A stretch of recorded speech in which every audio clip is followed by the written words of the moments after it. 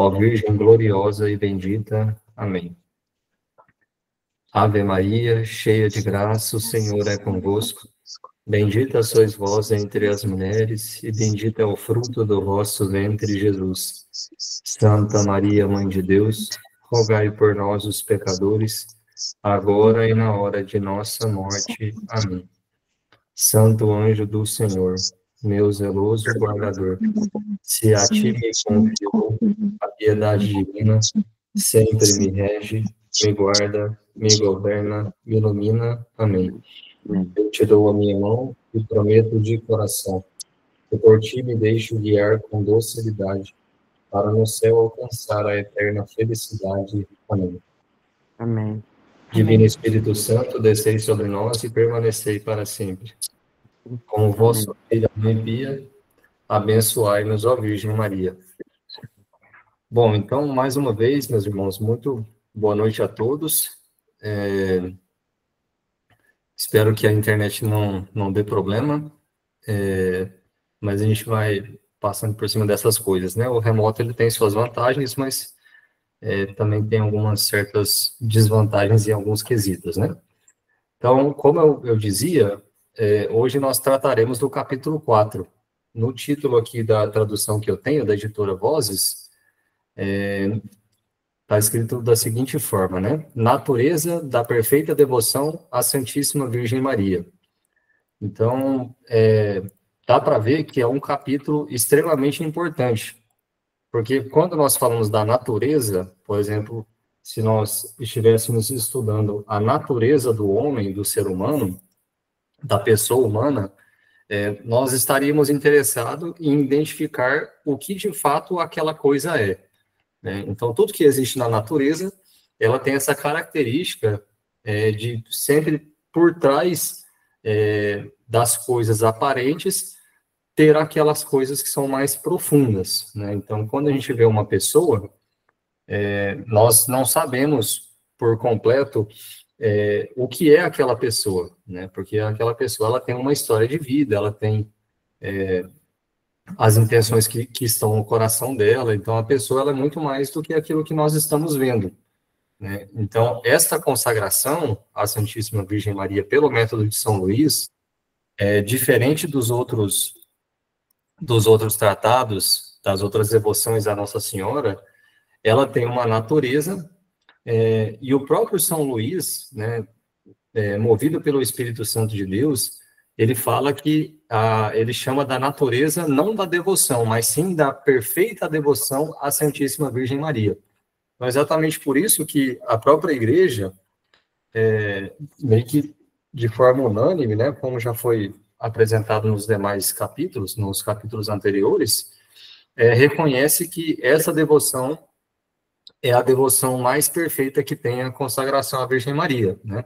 Por exemplo, nós estamos no mês de julho, e uma devoção do mês de julho agora muito particular é a devoção do Santo Escapulário, né? Agora, se eu não me engano, no dia 16, que vai ter a festa de Nossa Senhora do Carmo, né?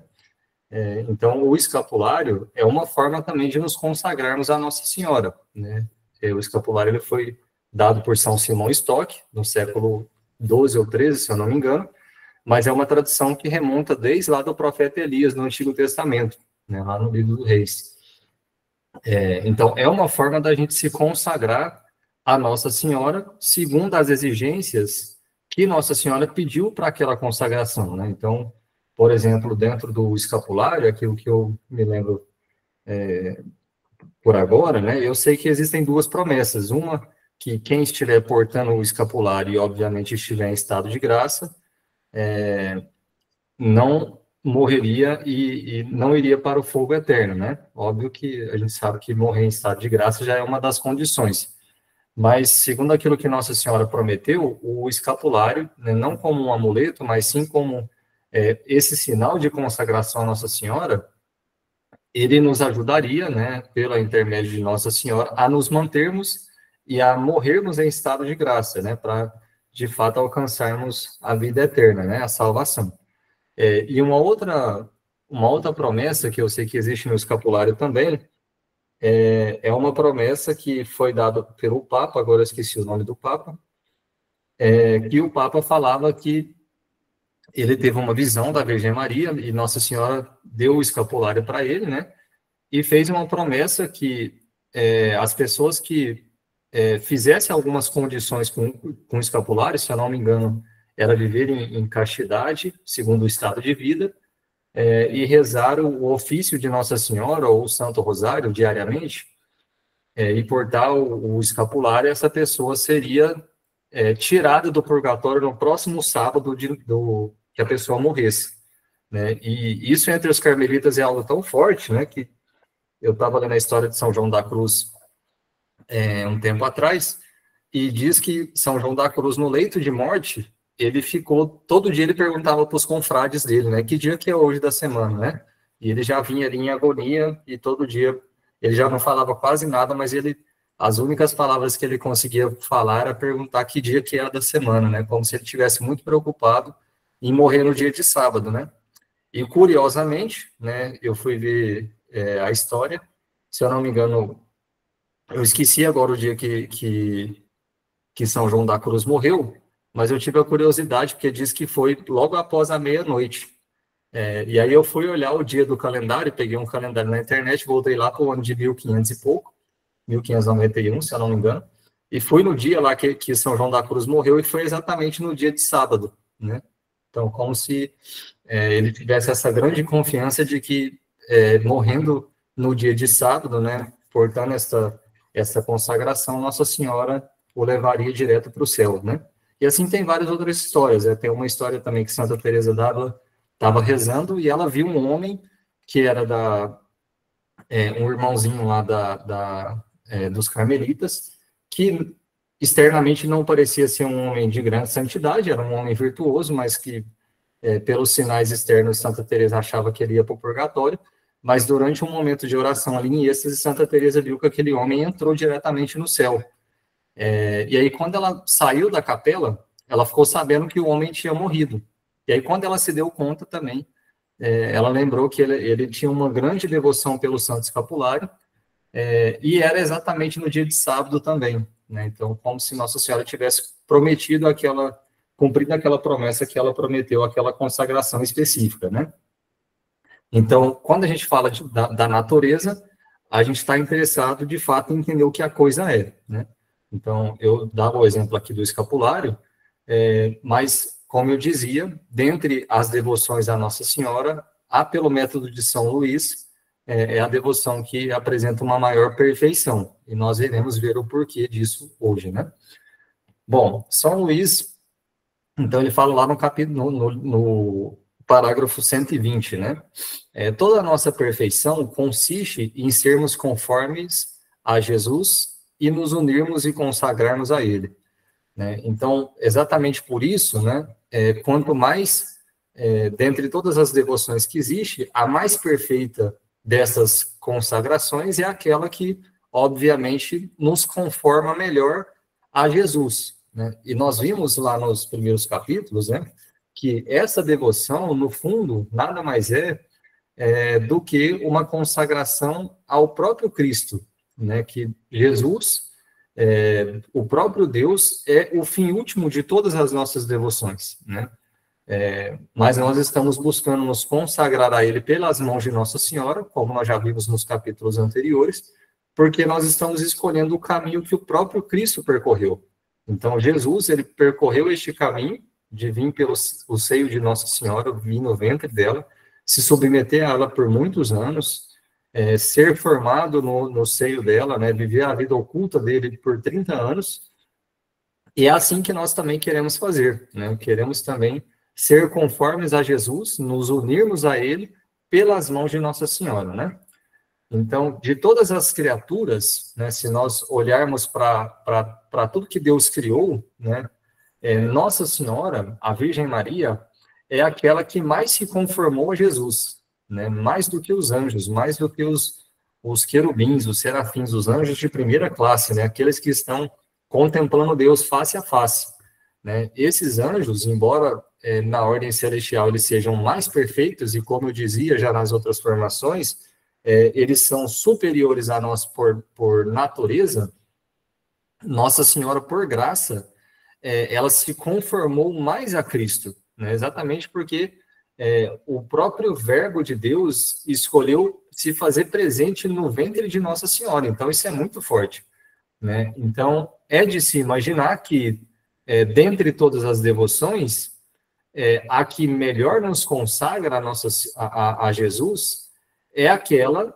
cuja nós nos consagramos à pessoa que mais se conformou a ele, porque ainda até ela nós nos consagraremos, nos conformaremos também a ele, né? Então, essa devoção à Nossa Senhora é uma devoção muito especial.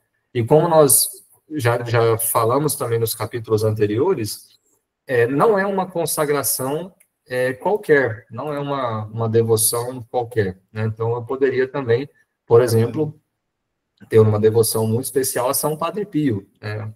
A Santo Tomás ou a Santa Teresinha, né? Mas nós não podemos confundir e colocar essas devoções no mesmo patamar da consagração à Nossa Senhora, porque, de fato, é a devoção das devoções, né? Bom, nessa devoção, São Luís, então, nos diz, lá entre o número 120 ali para frente, né, do parágrafo, que essa devoção, em outras palavras, ela poderia ser dita como sendo a perfeita renovação dos votos e promessas do santo batismo. Então, vejam que quanto mais a gente se aproxima de entender o que de fato a coisa né, o que de fato esta consagração é como se mais nós nos aproximássemos daquilo que a igreja nos coloca como sendo algo mais elementar, né? Porque o batismo, ele é a condição primária para que nós nos tornemos filhos de Deus, né? Só que nós, infelizmente, nos nossos dias de hoje, por N motivos, né, nós não recebemos as instruções necessárias para receber o batismo, né? Antigamente, na Idade Média, as pessoas tinham muito medo de ser batizadas, né? E elas se preparavam anos, né? Tem, por exemplo, a escola dos catecumenatos, né? Que a gente estuda lá no colégio aqui na nossa cidade, de Uberlândia, e a história dos catecumenatos eram as pessoas, os catecúmenos, né? As pessoas que estavam sendo preparadas para serem batizadas, e essa preparação durava anos, né? E quando ia se aproximando da festa do batismo, que só se dava no dia da Páscoa, na festa da Páscoa, essas pessoas elas precisavam ficar meses em extrema penitência, fazendo penitências muito duras mesmo, né? Na noite, elas ficavam dias sem comer quando ia se aproximando, o rito começava de noite, o bispo exorcizava a pessoa, então, assim, era um rito bem completo, né, bem forte. E depois disso, se a pessoa quebrasse a promessa do batismo, que é o que nós chamamos de pecado mortal, na confissão, muitas vezes, uma única confissão, a penitência daquela única confissão era uma penitência que talvez durava a vida toda, né? Era a pessoa que falava assim, tinha que ficar, caminhar quilômetros de distância, ou ficar anos sem privado de uma determinada coisa. E exatamente por isso que, por exemplo, na história de Santo Agostinho, no livro das Confissões, a gente vê que Santa Mônica ela teve medo de batizar Santo Agostinho, exatamente porque ela tinha medo de que ele não conseguisse preservar a graça do batismo no coração dele, né? Então, infelizmente, essa noção da seriedade do que é o batismo cristão, ele foi se perdendo, né? Então, hoje as pessoas, nós somos batizados, né, e nós não nos damos conta de que neste batismo, né, nós sacramentalmente nos unimos solenemente a Jesus, né, porque antes do batismo, nós éramos escravos do demônio, né? Nós sabemos que lá no pecado original, nós passamos a ser escravos do demônio, né? Está lá no livro de Gênesis, e esta escravidão, ela se fez muito clara ali em todo o Antigo Testamento, né? O quanto que o povo batia a cabeça, né? Deus mandava os profetas, mandou Moisés, mandou Abraão, mandou os profetas maiores, menores, os sacerdotes, né? E o povo não se convertia, né? O povo não retomava o coração para Deus. Até que, na plenitude dos tempos, né? O Deus resolveu se fazer um de nós, né? A segunda pessoa da Santíssima Trindade habitou entre nós, para poder nos tirar desta escravidão do pecado, né? Mas o batismo, meus irmãos, mais do que nos lavar deste pecado original, ele nos concede uma graça que a teologia chama de organismo sobrenatural, né? Tanto que lá em 1 Tessalonicenses 5, São Paulo fala que nós somos corpo, alma e espírito, né? Mas na tradição milenar da igreja, nós sempre soubemos que nós somos corpo e alma. A alma é imortal e o corpo é o que vai se deteriorar e depois vai se ressurgir na ressurreição dos mortos, né, no juízo final. Mas São Paulo coloca um terceiro elemento, que é o espírito, né? E o que é esse espírito, né? Esse espírito é exatamente esta vida sobrenatural que Deus coloca no nosso coração no batismo, né? Então, no batismo, nós passamos a não ser uma natureza que somente tem corpo e alma, mas nós temos o corpo, a alma, e agora existe um outro organismo dentro de nós que pode crescer, que é esse organismo sobrenatural, que cresce através da fé, da caridade, da esperança, e esse organismo, ele meio que se integra à nossa natureza, e a gente passa a ser corpo, alma e espírito, né? Porque é através do espírito, né, na linguagem bíblica, e nós podemos acessar a Santíssima Trindade dentro da nossa alma. Então, veja, meus irmãos, quando nós falamos do batismo, como o batismo é algo grande, né? Nós não damos conta de que, quando nós somos batizados, nós recebemos a graça de Deus, né? Eu não sei se vocês já prestaram atenção, mas durante o batismo, o que faz parte do rito? Primeiro, nós precisamos renunciar a Satanás e às suas pompas, né? O padre vai falando lá no batismo, no rito tradicional tendentinho, tem até o exorcismo da criança, né, ou do catecúmeno, mas no rito novo, ali que a gente vê hoje mais comumente nas igrejas, o padre vai perguntando, renuncia a Satanás, a pessoa tem que falar, renuncio, né? Renuncia ao pecado, tudo aquilo que se afasta de Deus, e a pessoa vai renunciando a essas coisas. Então, através deste organismo sobrenatural que está em nós, porque aonde está a graça não pode estar o pecado, Deus vai, então, conferir na nossa natureza a graça de sermos como que um dentro da Santíssima Trindade, né? Porque, imaginem só, meus irmãos, desde de toda a eternidade, existe Deus Pai, Filho e Espírito Santo. Então, esta tríade, né, essas três pessoas que se amam e que comungam entre si desde toda a eternidade, abriu mão de uma das suas pessoas, que foi a segunda pessoa da Santíssima Trindade, que se fez homem no seio da Virgem Maria, viveu por toda a terra, morreu na cruz e ao terceiro dia subiu aos céus e voltou para o seio da Santíssima Trindade.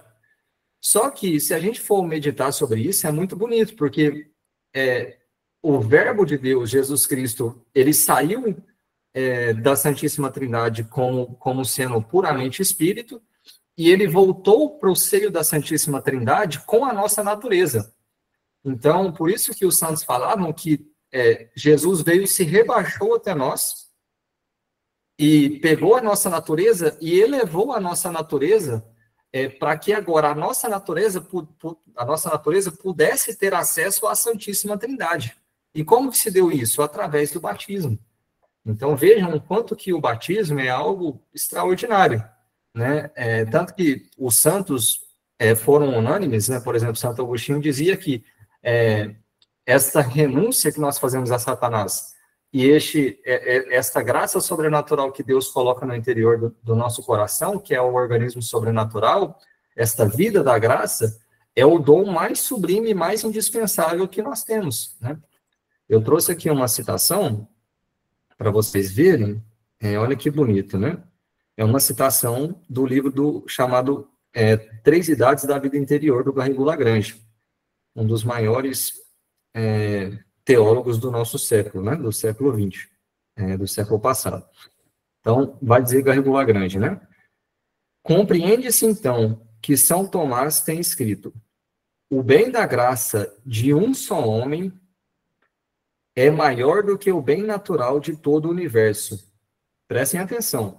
O menor grau de graça santificante que houver numa alma, por exemplo, na alma de uma criança depois de batizada, vale mais do que o bem natural de todo o universo.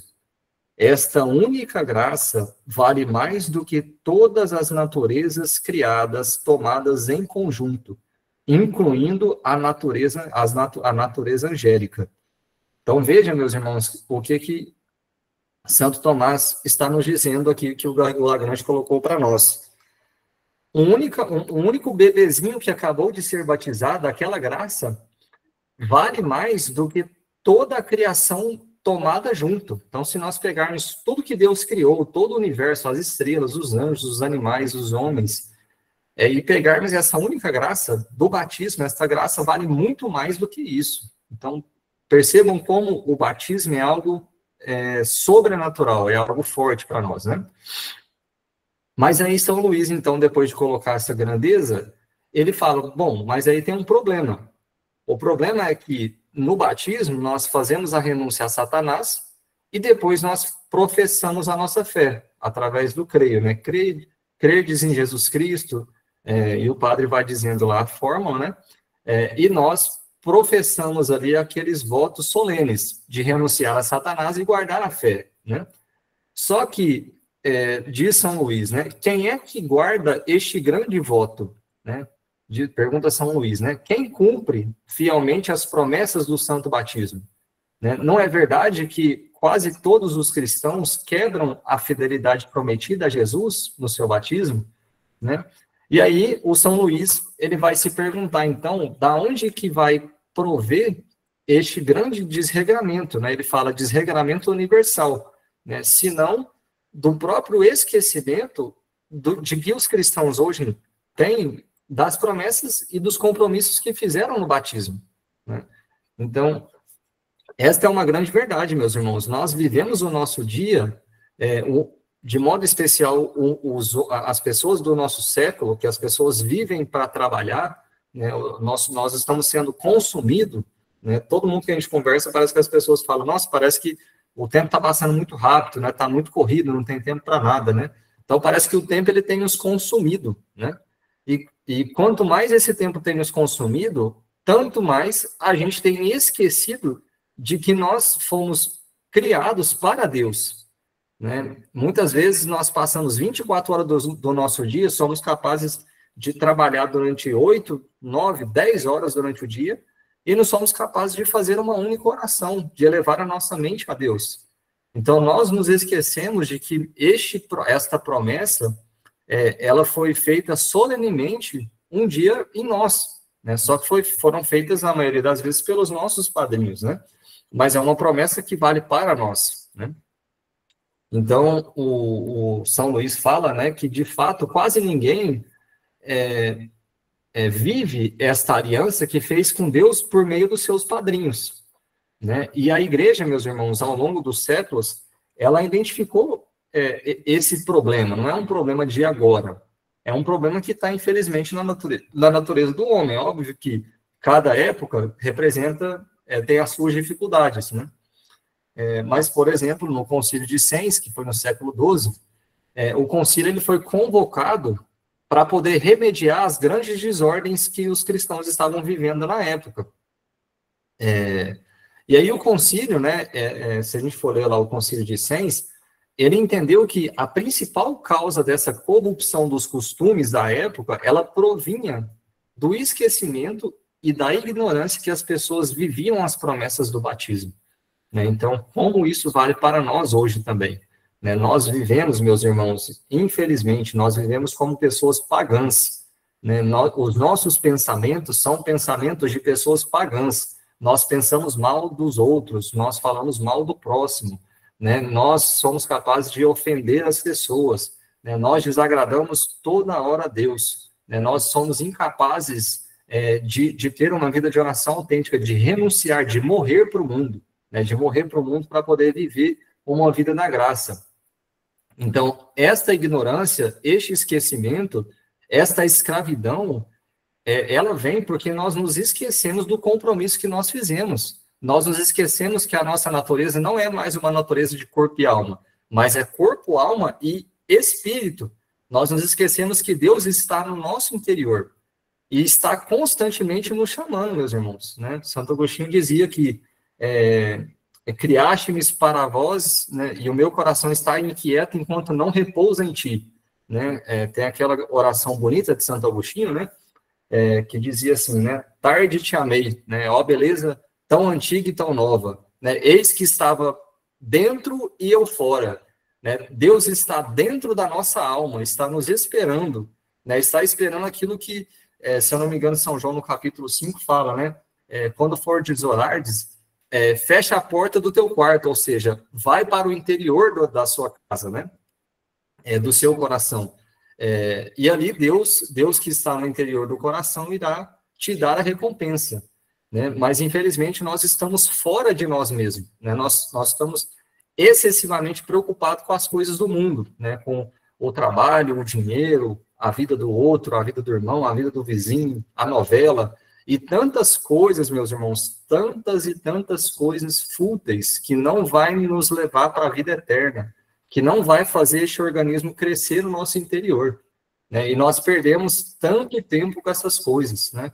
Para depois, um dia, queira Deus que nós nos arrependamos disso, né? E nós nos damos conta de que nós perdemos a nossa vida, né? Gastamos a nossa vida para poder ver um entretenimento, uma novela que só mostra perdição, só mostra traição, e fulano que pegou a mulher do ciclano. Então, muitas coisas, meus irmãos, que nos levam para longe de Deus, né? Me desculpa estar usando tantos exemplos que cabe a nós, mas eu falo isso até mesmo para mim.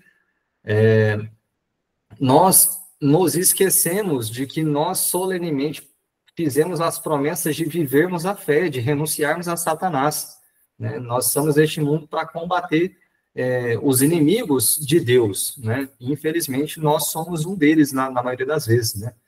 Nós nos comportamos como um deles, né? Então, o concílio, né, ele dizia que a fonte deste mal se dava porque as pessoas esqueciam do seu batismo, né? Depois lá o concílio de Trento também, um pouco mais para frente, que foi um concílio que veio para poder frear a reforma protestante, dizia, né, aqui já citando assim, exatamente o que estava no trecho do concílio, né? Levem os fiéis a recordar e crer que estão ligados e consagrados a Jesus como escravos do seu Redentor por meio do seu batismo, né? Então, nós temos que entender, meus irmãos, ou nós somos escravos de Deus, ou nós somos escravos do demônio, né? E nós não queremos ser escravos do inimigo, né? Do poder das trevas, né? Bom, então, diz lá São Luís, no artigo 1º, né? Depois dele fazer essa exposição, ele vai colocar ali dois artigos, né? O primeiro dele, ele fala que esta consagração é uma perfeita e total consagração de si mesmo à Santíssima Virgem Maria, né? Então, lá no número 121, ele diz: como fica dito, esta devoção consiste em nos darmos inteiramente à Santíssima Virgem, para que por ela pertençamos inteiramente a Jesus. E lembra que eu falava que esse capítulo iria mostrar o que a coisa né, o que esta consagração de fato consiste, né? Então, prestem atenção, que bonito e que belo aqui o que São Luís fala, né? Então, como que se dá esta consagração inteiramente à Santíssima Virgem, né? A Jesus por Maria, né? Através de 4 formas, né? Primeiramente, do nosso corpo, né? Com todos os seus sentidos e membros. Ou seja, o que são os sentidos, né? O meu olhar, o meu ouvido, o paladar. Então, tudo que eu for ver, tudo que eu for ouvir, tudo aquilo que eu for comer, tudo isso vai ser inteiramente dado à Nossa Senhora, né? Será que Nossa Senhora iria olhar para essa cena aqui, para isso que eu estou vendo agora, né? Será que Nossa Senhora iria ouvir essas músicas, né? Essas coisas que eu estou ouvindo, né? Então, é uma purificação dos nossos sentidos, é uma entrega para que Nossa Senhora ela purifique todas essas coisas para Deus, né? Então, primeiro, o nosso corpo. Segundo, a nossa alma, né? Com todas as potências, né? Então, vejam que São Luís parte daquilo que nós chamamos de antropologia, né? Então, nós somos corpo e alma. E na alma, quais são as potências? Por exemplo, a nossa memória, né? Para lembrarmos de Deus. É através da memória que se dá a virtude da esperança, para que nós lembremos das coisas de Deus, né? Por exemplo, uma das potências da nossa alma é a inteligência, é a vontade, né? É a nossa imaginação. Então, tem várias potências na nossa alma. Então, tudo aquilo que nós formos fazer na nossa vida de estudo, aquilo que nós escolhemos no nosso dia a dia, as coisas que nós optamos por fazer, né? Aquilo que nós nos recordamos, nos lembramos, né? Tudo isso deve ser consagrado à Nossa Senhora, né? Muitas vezes a nossa memória, ela só tem coisas ruins, né? Tragédias, ou às vezes a gente lembra das coisas ruins que as pessoas fizeram para nós, e é exatamente porque a nossa memória ela está vazia das coisas de Deus. Então nós precisamos povoar o nosso imaginário, a nossa memória, da Sagrada Escritura, da Palavra de Deus, né? De uma boa homilia, escutar um sacerdote, rezar o Santo Terço, e encher as potências da nossa alma, né? Tudo aquilo que está no nosso interior, entregar isso para Nossa Senhora, né? Então essa é a segunda coisa. O primeiro é o corpo, a segunda é a alma. O terceiro são os nossos bens exteriores, né? Chamados de fortunas, né? Presentes e futuros. Então, a minha casa, o meu carro, as minhas roupas, né? Então, entregar tudo isso, meus irmãos, nas mãos de Nossa Senhora, né? Isso, a minha casa, ela está disposta da melhor forma para receber Jesus, né? O que está no centro da minha casa? É a televisão ou é um altar? Né? Como que está as minhas roupas? Né? Está de forma adequada para aquilo que agradaria a vida de Nosso Senhor? Né? Como que está o meu dinheiro? Né? Eu consigo ajudar a igreja, ajudar os meus irmãos? Ou tudo que eu tenho é para mim? Né? Então, entregar tudo isso nas mãos de Nossa Senhora e fazer, deixar com que ela nos ajude a preparar, a organizar a nossa vida para Deus. Né? Não quer dizer que nós não possamos ter dinheiro, né? Não é isso, ainda mais nós que vivemos no século, né? Eu tenho 5 filhos, então eu preciso ter um dinheiro, cuidar dos meus filhos, prover comida aqui em casa, então não quer dizer que eu vou viver a pobreza, mas quer dizer que o meu dinheiro, a forma como eu administro, né, eu não posso gastar para mim, eu tenho que perguntar para Nossa Senhora o que eu vou fazer com aquilo, né? Eu vou trocar o carro. Olha, mas será que realmente eu preciso? Será que eu não poderia ajudar a igreja em algum aspecto, ajudar um irmão? Será que eu não poderia guardar essa quantia para o meu filho no futuro? Então, entregar os nossos bens exteriores, essa é a terceira coisa, né? E o quarto são os bens interiores e espirituais, né? Que São Luís coloca os méritos, as virtudes e as boas obras, passadas, presentes e futuros, né? Então, meus irmãos, aqui, se a gente olha, é uma coisa muito forte, né? Porque o que isso aqui quer dizer, né? Bom, em resumo, esses quatro tópicos, né?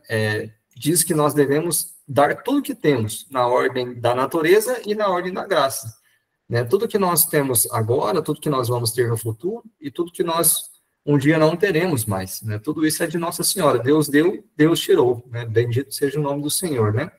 Agora, do ponto de vista interno, que são os bens interiores, isso quer dizer, meus irmãos, que nós daremos até mesmo as nossas boas obras, né? Por exemplo, se você ajuda um irmão de rua, se você faz uma caridade, e isso também vai ser entregado no coração de Nossa Senhora. Para quê? Para que Nossa Senhora receba esses bens e entregue pelas mãos virginais dela para Jesus, como o exemplo daquela bandeja que nós já vimos de um exemplo simbólico, né? Daquele camponês que só tinha uma pequena maçã e queria dar para o rei, então ele deu para a rainha, e a rainha colocou numa bandeja de ouro, colocou vários ornamentos ali, e ela entregou aquela maçã e o rei ficou feliz, embora a maçã fosse um objeto extremamente simples, né? Porque foi ornada com os dons que era próprio daquela rainha, e não era somente do camponês, né? Então, este é o motivo de entregarmos as nossas coisas às mãos virginais de Nossa Senhora, né? E do ponto de vista espiritual, dos bens interiores, né? São Luís, ele divide esses bens, ele fala que tem dois aspectos das obras que nós fazemos, né? Que ele chama de satisfação e o mérito, né? A satisfação é a pena que nós devemos pagar a Deus pelos nossos pecados. Então, por exemplo, uma penitência, uma peregrinação, uma doação, uma obra de caridade, ajudar uma pessoa. Tudo isso é um bem interior que nós podemos acumular no céu, né? Tudo isso faz com que esse organismo sobrenatural que está dentro de nós, que é a vida da graça, cresça. E isso nós, por essa consagração, nós somos convidados a dar a Nossa Senhora. Então, se nós fazemos uma boa obra, se a gente ensina as pessoas, se a gente faz uma obra de caridade, se a gente faz uma penitência, nós podemos entregar à Virgem Maria. Minha Nossa Senhora, receba essa pequena oferta, esse pequeno sacrifício, né, e use como a senhora bem preferir. Né? Talvez tenha uma alma no purgatório que nós nunca saberemos que nós ajudamos, porque é Nossa Senhora que é a dispensadora de todas as graças que vai distribuir isso conforme aquilo que está no coração de Deus, né? Conforme aquilo que Nosso Senhor colocou no coração dela. Então, esse é o valor que São Luís coloca de satisfatório, né? O outro é o valor meritório, né? O meritório principalmente a vida de oração. Então, uma oração que nós fazemos, que nós conseguimos alcançar ali uma determinada graça, uma novena, um Santo Terço, uma oração diária, da oração da manhã, da noite, enfim, as orações, a Santa Missa, que é a oração por excelência, né, a oração do Pai Nosso. Então, todas essas orações que nós podemos comunicar a nós ou aos outros, nós podemos entregar também essas orações à Nossa Senhora, para que ela dispense como ela quiser, né? E eu lembro que isso sempre gera dúvida nas pessoas, porque as pessoas perguntam, mas então não posso mais, por exemplo, rezar por um familiar, por uma alma do purgatório? Não, você pode, mas você pode rezar para esta pessoa entregando nas mãos de Nossa Senhora, né? Nossa Senhora, quero vos pedir pela vida da minha mãe, que a senhora ajude nessa situação assim, assim, então, que você possa entregar tudo isso nas mãos de Nossa Senhora, e ela vai dispensar aquilo da melhor forma, né? Se não for, se tiver uma pessoa que precisa mais, Deus sabe muito mais do que nós, né? E Nosso Senhor coloca tudo isso, dispensa tudo isso por meio de Nossa Senhora, né? Bom, então, estes são as quatro formas, né, que essa consagração nos pede, né? Consagrar o nosso corpo, a nossa alma, os bens exteriores e os bens interiores, né? Então, esse é o artigo 2, né? E aí, o São Luís diz lá no número 123, né? Então, daí segue, né? Que por essa devoção, damos a Jesus tudo o que lhe podemos dar, né? Porque se vocês forem olhar, realmente não tem mais nada que nós podemos dar. A gente vai dar tudo que é externo, interno, o nosso corpo, a nossa alma, tudo que nós temos, tudo que nós possuímos, é uma consagração total a Deus, né? Por meio de Nossa Senhora, né? E fazemos de modo muito mais perfeito, visto ser pelas mãos de Nossa Senhora, né? Como eu disse, muito mais do que as outras devoções, né? Das outras devoções.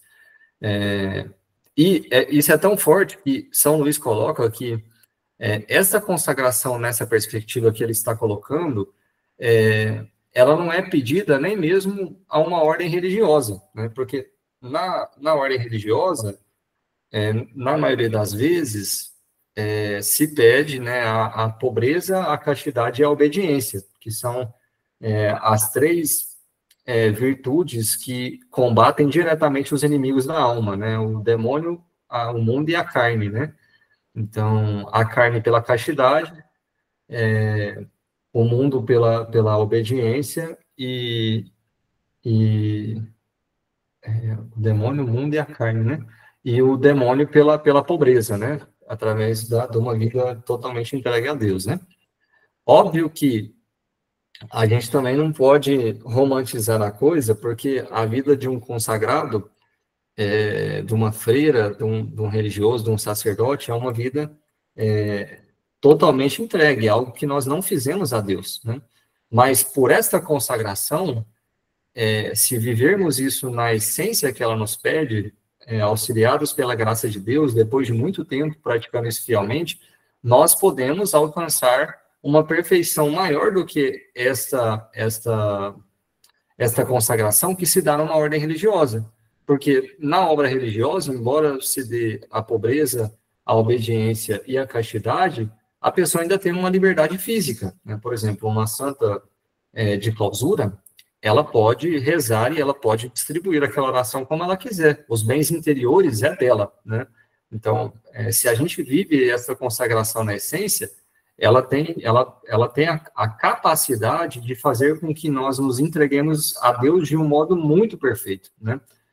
Tudo que nós sofremos, tudo que nós pensamos, tudo que nós fazemos no nosso dia, ao acordar, ao dormir, ao trabalhar, ao sair de casa, né, tudo isso pertence à Nossa Senhora, né, que ela faça aquilo que está no coração de Deus, né? Bom, depois, então, para já ir para o final, temos lá o artigo 2º, né, que São Luís coloca que é uma perfeita renovação dos votos do santo batismo, é aquilo que nós dizemos, né? Só que São Luís, ele responde a algumas objeções, né? Então, ele fala, né? Não se pode objetar que essa devoção seja nova ou indiferente, né? Por que nova e indiferente? Nova, ela não é, por quê? Porque a questão da vivência do santo batismo, como nós vimos, né? Eu citei 2 concílios da igreja, mas se a gente vai ver na vida dos santos, é algo que os santos padres, os padres da igreja, os santos, os doutores, sempre falaram dela, né, desta consagração, desta vivência das promessas batismais. E não é indiferente também, porque não é o esquecimento desta prática que é a principal causa de todas as desordens, né? Então, esta devoção, se a gente olha para a história da igreja, nós vemos que muitos santos viveram ela na sua essência, o Espírito Santo já foi suscitando isso no coração, mesmo antes de existir esse livro, né? Tem um santo que é muito... que já vivia essa devoção, que era da abadia de Cluny. A abadia de Cluny foi a principal abadia da Idade Média até o século XIII.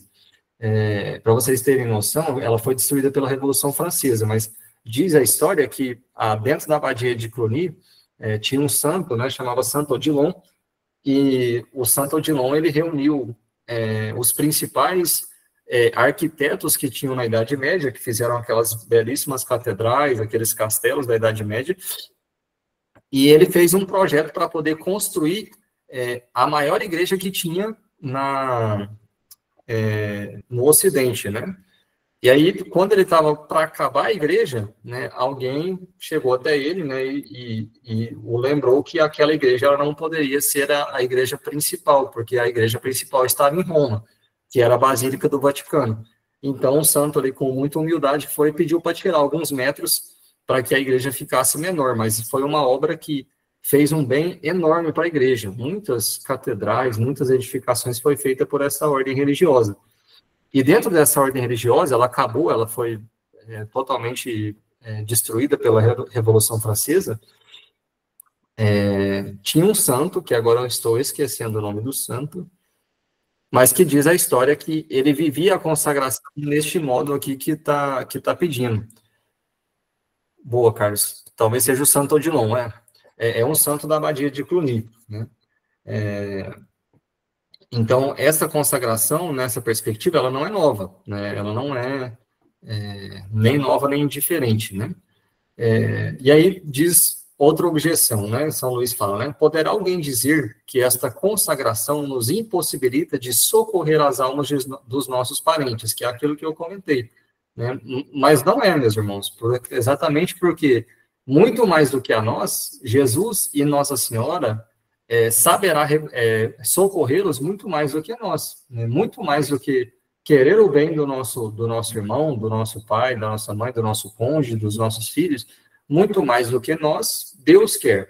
Então, não é de se pensar que nós iremos pedir para Nossa Senhora e ela vai falar, não vou dar para esse não, por uma questão de maldade, né? Não, mas ela vai dar para aquele que mais precisa, e ela sabe das necessidades do nosso coração muito mais do que nós, né? Então, esta devoção, ela não nos impede que nós rezemos pelos outros, né? Seja os vivos, seja os defuntos, né? Seja as almas do purgatório, embora as aplicações dessas obras, como foi explicado, ela dependa da vontade de Nossa Senhora. Então, aqui, meus irmãos, que está a grande diferença, né? Esses dias, conversando com o meu diretor espiritual, e um certo receio de algumas questões que estava vivendo da minha vida, e ele falava assim, Paulo, veja só, você quer provar se uma pessoa tem ou não a humildade? Então, coloque essa pessoa sob o jugo da obediência. Então, é exatamente isso que essa consagração está nos pedindo, meus irmãos. A sermos obedientes à Nossa Senhora. Confiar de que Deus e a Virgem Maria sabem muito mais do que nós. Então, seria soberba da nossa parte pensar de que nós sabemos mais do que Nossa Senhora. Não, eu vou pedir por mim mesmo, porque o meu pedido, a forma de eu rezar é mais perfeita do que Nossa Senhora. É uma coisa que não faz sentido, entendem? Assim, a Nossa Senhora é mãe de Jesus. Ela viveu intimamente ligada com Jesus durante toda a sua vida, os 30 anos. Ensinou o menino Jesus a falar. Pensem, meus irmãos, a intimidade que essa mulher tinha com Jesus. Assim, é uma coisa que não dá para imaginar. O que a teologia da igreja faz ensinar assim, que a gente pode ir até a sétima morada, e diz que a sexta ou a sétima é algo que Deus chama só os especiais, as almas escolhidas, mas que esse ápice, que é a sétima morada, que Santa Teresa falava que é o matrimônio espiritual, não chega nem perto do que Nossa Senhora tinha com Deus. Então, assim, se a gente pode... É como se falasse assim, eu posso ir até 10, Nossa Senhora foi até 1 milhão. Assim, está muito longe de nós. Então, muita loucura da nossa inteligência não querer entregar tudo a ela, porque Deus entregou tudo nas mãos dela, colocou o Filho de Deus no ventre dela, né? Pensa que o menino Jesus ia aonde que ela queria, né? Foi visitar São João Batista, eu não sei se vocês sabem, São João Batista nasceu sem o pecado original. É uma coisa assim, ele não foi concebido sem o pecado original como a Virgem Maria. Só que a visita de Nossa Senhora, que levou Jesus no seu ventre, e a presença do Espírito Santo, santificou aquele menino no ventre, né? Então, pensa o que Nossa Senhora pode fazer nas nossas almas, meus irmãos. Assim, é uma coisa que a gente não pode imaginar, né? Assim, não se pode viver uma vida autêntica em Deus sem a Virgem Maria. Não se pode, né? Então, esse é o chamado dessa consagração, entregarmos tudo que temos, tudo que somos, bens interiores e exteriores, até o fio do cabelo, tudo ela vai saber melhor do que nós, né? Porque ela está intimamente unida a Deus, de um modo que nós nunca iremos conseguir, e porque assim Deus quis, né? Porque Deus escolheu foi ela, né? Deus deu esse privilégio para ela e não vai dar para mais ninguém, né? Ninguém na história da humanidade, nenhum outro santo, pode ser São Tomás ou São Francisco de Assis, que diz que sentou no trono dos querubins, né, no trono decaído de Lúcifer. Ninguém vai chegar aos pés de Nossa Senhora, porque ela é a escolhida de Deus, a preparada. A Santíssima Virgem Maria é muito perfeita, meus irmãos. E se a gente fosse falar aqui, a gente poderia virar a noite aqui, porque Nossa Senhora é extraordinária, né? E aí o protestante pode falar assim, tá adorando a Deus. Não, meus irmãos, se vocês imaginam isso de Nossa Senhora, vocês imaginam Deus, que Nossa Senhora não é nem o dedinho da unha, é aquilo que São Luís colocava, é menor do que um átomo, né? Então, vejam como que a realidade nos mostra a grandeza de Deus, Né? Se a gente vê que o universo é tão grande, que Deus é maior, né? Que tudo que Deus criou é menor do que a graça do batismo. Então, essas coisas vai nos ajudando a ver como que Deus é tudo na nossa vida, meus irmãos, né? Assim, é aquela história de Santo Agostinho na beira da praia, lá, tentando entender a Santíssima Trindade, né? Que chegou um menininho lá e falou, o que você está tentando fazer? Santo Agostinho falou para ele, né, para o menininho. E aí o menininho falou, estou tentando pôr a água do mar nesse buraquinho. E aí o Santo Agostinho falou, mas você é um tolo, isso aí nunca vai dar certo. E aí o menininho falou para ele, olha, mas você está tentando entender a Santíssima Trindade, você é mais tolo do que eu, você acha que Deus cabe na sua cabeça, né? E o menininho desapareceu, né? Então, a gente consegue ver que quanto mais a gente engrandece Nossa Senhora, mais a gente vai conseguir enxergar e alcançar de que Deus é muito maior. Então, é só o simples fato de colocar as coisas no seu devido lugar. Nossa Senhora é muito grande. Perto de Deus é um átomo. Perto de nós é gigante, meus irmãos. É a soberana rainha do céu e da terra. Amém? Então, era isso que eu queria passar. Se vocês tiverem alguma dúvida, louvado seja Deus que a minha internet não caiu, está caindo bastante. Estou à disposição, se vocês quiserem fazer alguma colocação também, o Luiz, o pessoal que está aí, fiquem à vontade.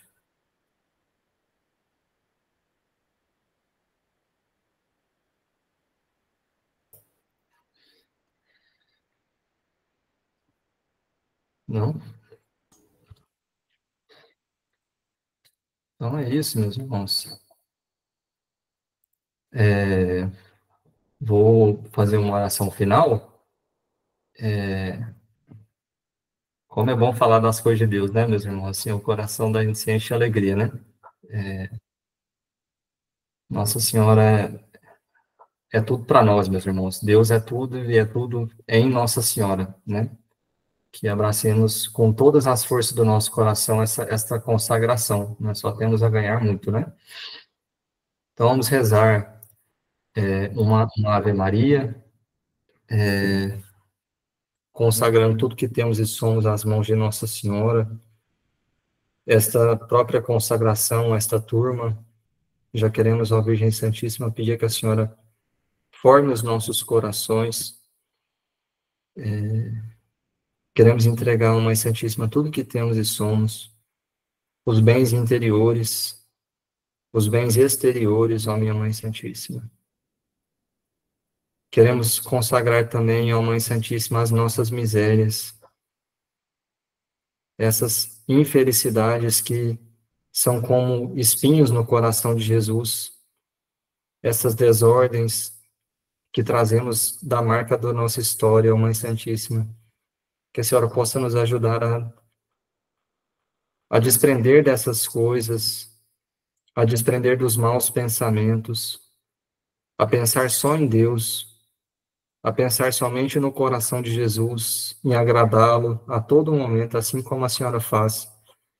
Que a Senhora nos coloque no seu ventre materno, no seu útero, e forme a nós, assim como a Nicodemos, que voltou ao útero, né, que disse, por acaso pode o homem voltar ao ventre da sua mãe? Nós podemos, ó Virgem Maria, por esta consagração, nós podemos voltar ao útero da nossa mãe, sermos gerados, formados, sermos ensinados, alimentados pela vossa presença maternal, pela vossa presença espiritual. Ave Maria, cheia de graça, o Senhor é convosco. Bendita sois vós entre as mulheres, e bendito é o fruto do vosso ventre, Jesus. Santa Maria, Mãe de Deus, rogai por nós, os pecadores, agora e na hora de nossa morte. Amém. Louvado seja o coração de Jesus, para sempre no coração de Maria. Com o vosso Filho, a Mãe Pia,